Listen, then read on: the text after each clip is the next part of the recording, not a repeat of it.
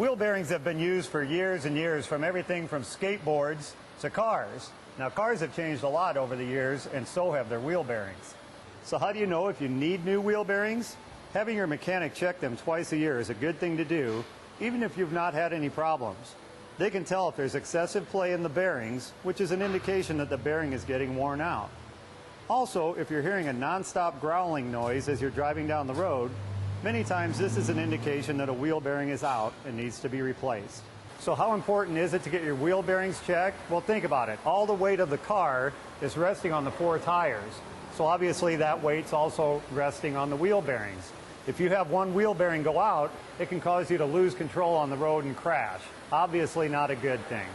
Now, in the old days, cars had wheel bearings such as this.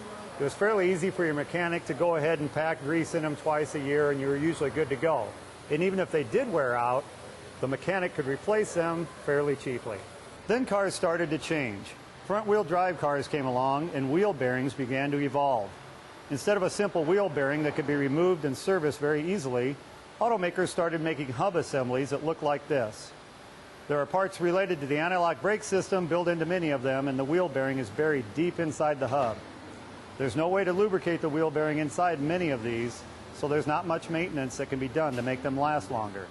Now, on some hub assemblies, you can service the bearings separately, but it's still pretty expensive because there's a lot of labor to get the hub out and replace that bearing.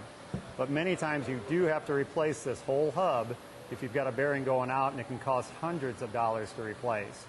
So if you have a noise when you're out on the road, better get in and get it checked out, or you might be riding this baby to work. For Channel 6 News, I'm Jim Champion, the Auto Guy.